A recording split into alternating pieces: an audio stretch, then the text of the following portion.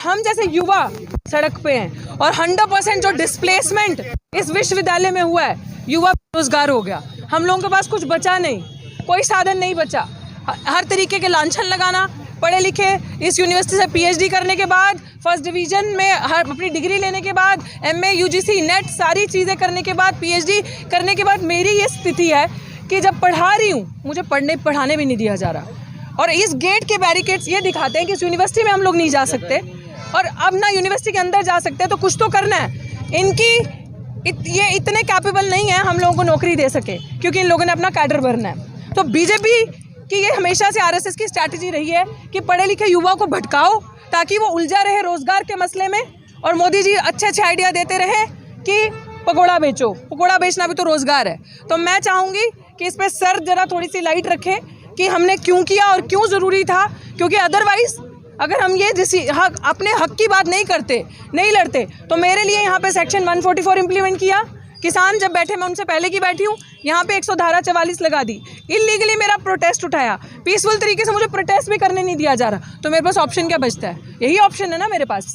कुछ तो करेंगे, भीख नहीं मांगेंगे किसी से।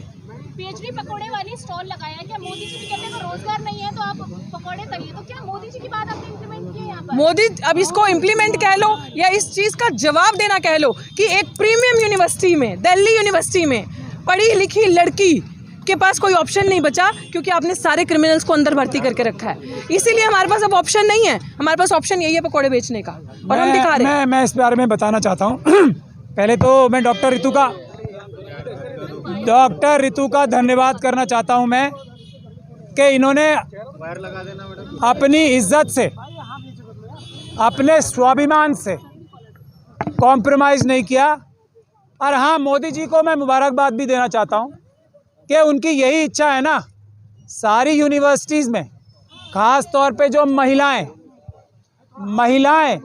और वो भी शेड्यूल कास्ट कम्युनिटी से आने वाली महिलाएं, और सिर्फ शेड्यूल कास्ट कम्युनिटी से आने वाली महिलाएं नहीं, देश का हर एक ज़्यादा से ज़्यादा पढ़ा लिखा नौजवान, महिला हो या पुरुष, उसकी नौकरी तो नहीं करने देंगे उसे।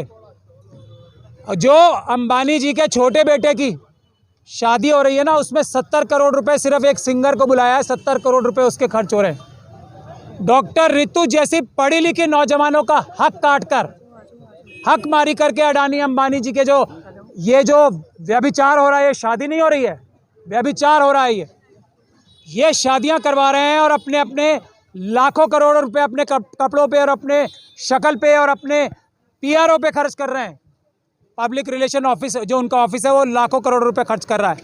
वो यही चाहते थे ना। आज खुश तो बहुत होंगे वो, आज मोदी जी, भागवत जी, अमित शाह जी खुश तो बहुत होंगे वो आज कि उनकी मन मांगी मुराद पूरी हो गई। आज के डॉक्टर रितु जैसी पढ़ी लिखी, होनहार, सबसे अच्छी प्रोफेसर को आज पकोड़े बेचने पे मजबूर कर दिया उन्होंने। मोदी जी यही चाहते थे ना। आप यही चाहते हो ना, आप सारी यूनिवर्सिटीज़ बंद करा के यूनिवर्सिटीज़ में इतनी महंगी पढ़ाई कर दो।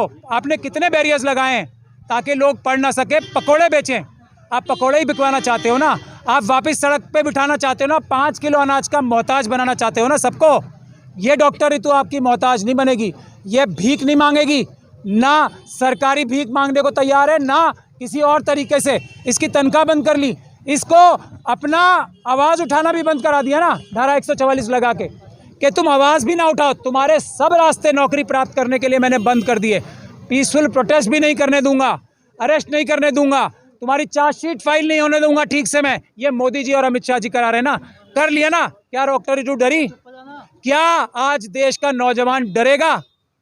नहीं डरेगा। और ये सब क्यों कर रहे हैं? क्योंकि उन्हें पता है इन नौजवानों की ज़रूरत नहीं है उन्हें, इन नौजवानों की, इन किसानों की, बेरोजगारों की ज़रूरत ही नहीं है उन्हें। ईवीएम है ना, क्या ये नौजवान जो आपसे हार नहीं मान रहा ईवीएम से चुनाव होने देगा? इसलिए मोदी जी डरो। ये लोग तो कोई और काम कर लेंगे। आप अगर प्रधानमंत्री नहीं रहे तो पकोड़े बेचने लायक भी नहीं हो, आपको चाय बनानी भी नहीं आएगी। ये मैं गारंटी के साथ कह रहा हूँ। ना अमित शाह जी को, ना आपको चाय बनानी भी नहीं आएगी और पकोड़े तलने भी नहीं आएंगे। ये लोग तो अपने कर्मवीर हैं, कर लेंगे कुछ ना कुछ। आप क्या कर लोगे? जेल में रहने के अलावा वहाँ फ्री में ज़रूर खाना मिलता है, ये ध्यान रख लेना आप। अब मैं डॉक्टर रितु से कहूँगा वो बताएं कि वो पकौड़े कैसे खिलाएंगे आपको।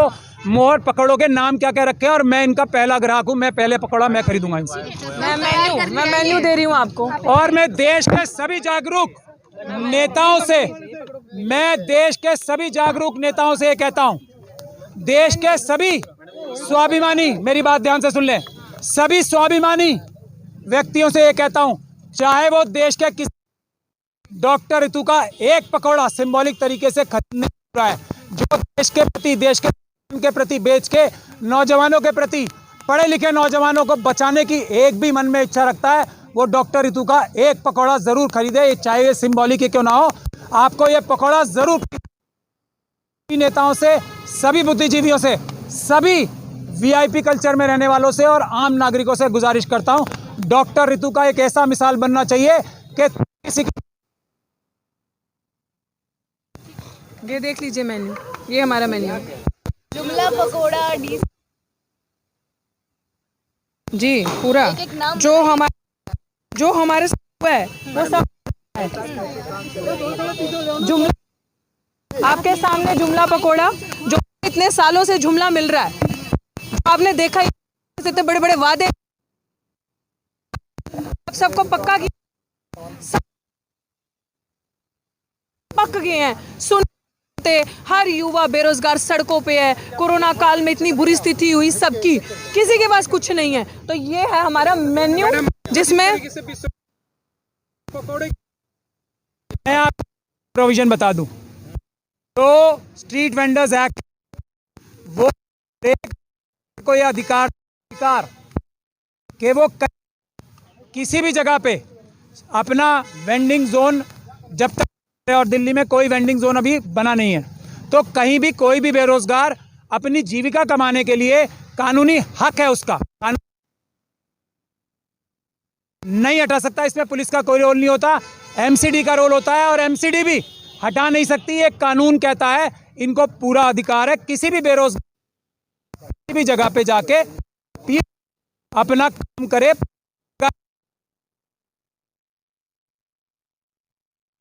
कानूनी काम नहीं है, इसमें कोई धारा 144 नहीं लगती, इसमें कोई काम नहीं होती। अगर कोई अपराध करेगा पुलिस वाला तो आप के ऊपर एफआईआर दर्ज कराएंगे।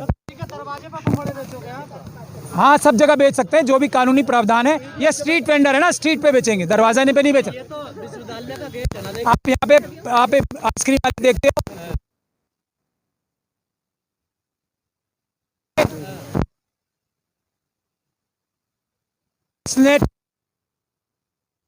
किसी लेने के लिए जो आएगा उसको ये मना, बाकी सब लगा रहे हैं, ये भी लगाएंगे। चाय बिना रख दिया, देख लो, डीआरसी स्पेशल चाय, उसके बाद स्पेशल रिक्रूटमेंट ड्राइव पकोड़ा, जो हमें 10 सालों से ये बोला जा रहा है, अभी रिक्रूटमेंट होगा, स्पेशल रिक्रूटमेंट ड्राइव निकाली जाएगी, को नौकरी मिली जाएगी, जुमला सबसे बड़ा। और उसके बाद SC/ST का जो गरीब दबे कुचले लोग हैं, उनका जो बैक नहीं दिया जा रहा, भरा जा रहा, इतनी सीट्स हमारी खाली हैं, उन पे हमें भरा नहीं जा रहा। उसके बाद NFS पकोड़ा, हमारे लोगों को नॉट फाउंड सूटेबल कर दिया का पकोड़ा मिलेगा आपको। डिस्प्लेसमेंट पकोड़ा, जो लोग 20-20 साल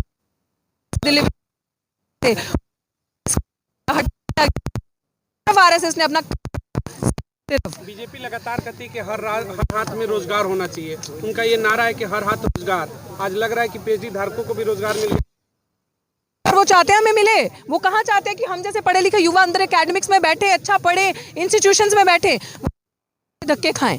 वो ये चीज पूरा देश को ये चीज देखनी चाहिए कि एक प्रीमियम यूनिवर्सिटी डिग्री ली हुई, प्रीमियम यूनिवर्सिटी में पढ़ी हुई लड़की के पास ऑप्शन नहीं बचा, क्योंकि इतनी बेईमानी है। इसको हटा दो, इतनी बेईमानी है, इतना करप्शन है। अब हम लोगों के पास पैसे नहीं है 30 लाख देने के लिए, नौकरी पाने के लिए, हम लोग नहीं पाएंगे। आवाज देके किसी तरह बुलाना भी बिल्कुल तैयार किया, कोई स्लोगन वगैरह, क्या पकौड़े ले लो या कुछ। राम मंदिर के लिए पूजा होता है, उसकी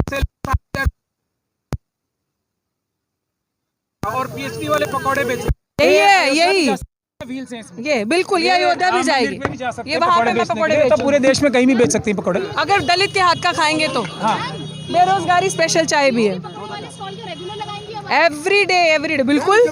तो बताऊंगे ना, बिल्कुल जोमेटो पे भी बिकेगा, अरे आवाज लगा के बुलाओ, तो कैसे बुलाओगी? पकोड़े ले लो, पकोड़े, बेरोजगारी चाय, बेरोजगारी पकोड़े। अरे वो तो सुन लो, आवाज लगा के बुलाएंगे। कैसे बेचेंगे, एक्सपीरियंस बताइए। अभी नहीं है, अभी माफ कर दीजिएगा, माफ कर दीजिए मुझे, अभी नए हैं। बेरोजगारी के पकोड़े ले लो, बेरोजगारी की चाय ले लो, आओ जल्दी खाओ। दिल्ली विश्वविद्यालय में दिल्ली विश्वविद्यालय की प्रोफेसर पीएचडी पकोड़े वाली पकोड़े दे रही है, जल्दी आओ, जल्दी खाओ। पकोड़े वाली आई, इसमें अच्छे दिन वाले पकोड़े भी होंगे। बिल्कुल अच्छे दिन वाले भी होंगे। सारे जितने जुमला है ना, जितने जुमले दिए हैं वो सारे पकोड़े इसमें, गुरु की चटनी के साथ, एकदम विश्व गुरु की चटनी के साथ। आप देखो तो सही, बनाने तो दो, आप देखो कैसे कैसे पकोड़े होंगे। जितने आज दिन तक जुमले दिए हैं, और ये वाइस चांसलर जिस तरीके से क्रिमिनल्स को प्रोटेक्ट करके ये सारी जो मांगे लिखी है ना, ये वाइस चांसलर ने मीटिंग करके कहा था हम पूरी करेंगे। आप दलित समाज से, लग रहा है कि आपके पकोड़े कोई खाएगा। मैं वही चैलेंज है, देखते हैं। वो तो दूध का दूध, पानी का पानी तो है जी, आपके सामने सब। पहला ग्राहक मैं हूँ और मैं प्रीमियम देके खाऊंगा ये।